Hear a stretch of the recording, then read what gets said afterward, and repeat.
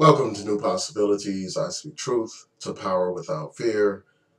So there have been some developments in the Jazmine Barnes case, and I just want to take some time to share my thoughts about those developments.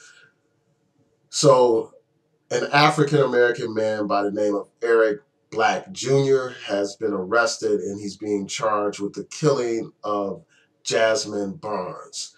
And for those of you who do not recall that situation, I'm going to provide a brief summary of what happened. You had this 7-year-old African American girl by the name of Jazmine Barnes in a car with her family members. Her mother was in the car, and a few other family members were in the car. And someone in a red pickup proceeded to shoot in that vehicle, hitting Jazmine Barnes in the back of her head, killing her, hitting her in the head, killing her. And then the mother was injured and hospitalized later. If I'm not mistaken, other family members in that vehicle were injured as well. But that's the situation. And right after the shooting, the family members identified the suspect as a white man. And one of the family members said that they believed that the attack was racially motivated. So immediately after the shooting and after the family identified a suspect or described the suspect, you had an outpouring of support for the family.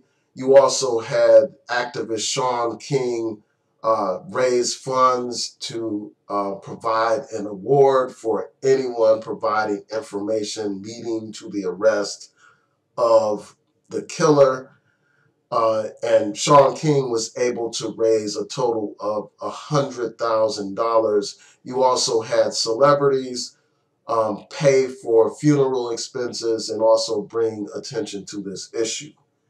And as I said before, despite the description of the suspect being white, a black man has been arrested. Again, that black man's name is Eric Black Jr. He's 20 years old.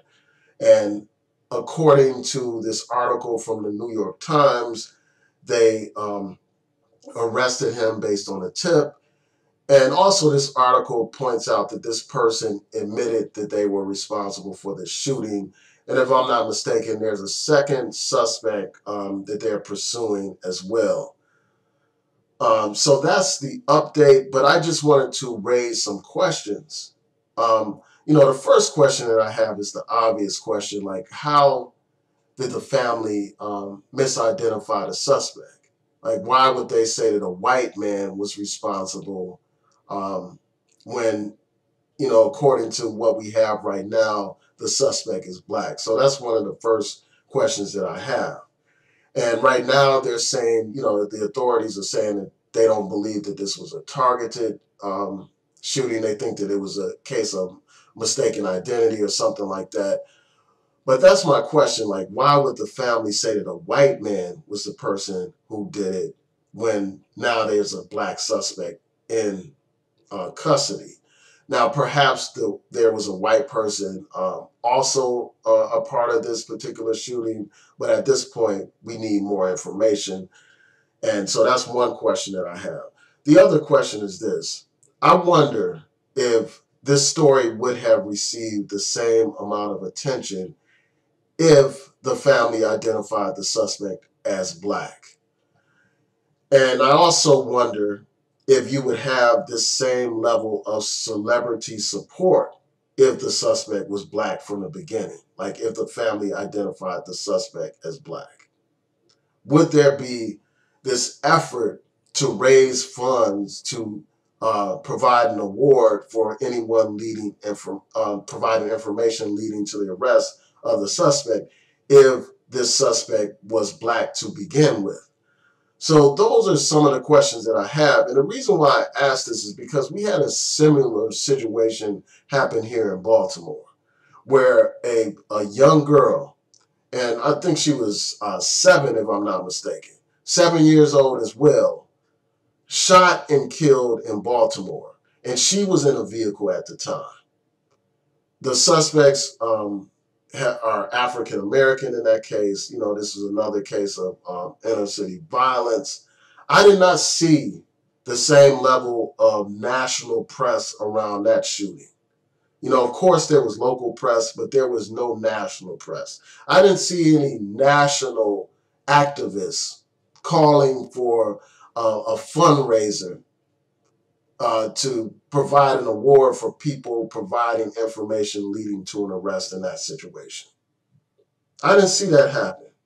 I didn't see all this Twitter outrage when that happened. And, you know, part of it deals with the media. The media picks and chooses which stories become national in scope. You know, a case involving racial violence is something that's sensational. It's something that gets attention. So it is, you know, they have these headlines that grab people's attention. Uh, So they realize this. They know that a lot of people are drawn to those types of stories, and that's why they place them above other types of stories, like the story of inner city violence. And I think another thing to be considered, and another reason why people don't bring attention to cases of inner city violence is because too often, you know, we've become numb to inner city violence. We've come to expect inner city violence. We come to view inner city violence as the norm, unfortunately. We have accepted it in many cases. Now, I understand that there are groups, and I've talked about this before, that are about trying to stop the violence. You have groups that protest to encourage people not to engage in violence. They have all kinds of life-affirming activities to try to end or reduce the violence. But at the same time, you know, when it comes to the national media, you know, they don't highlight those kind of efforts. You know, they don't focus on the inner city violence as a crisis that needs to be addressed.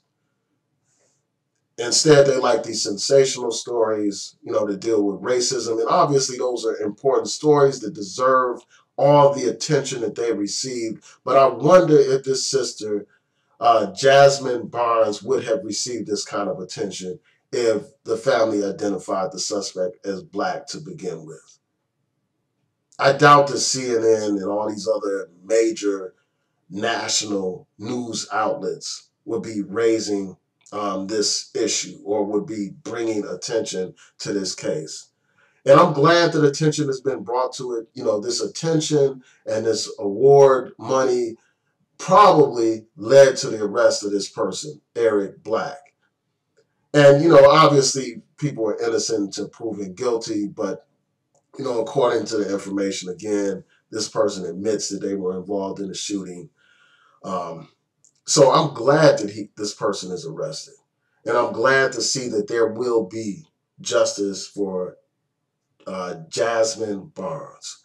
So tell me what you all think about the questions that are raised. Tell me your thoughts. Please rate, comment, and subscribe. Peace.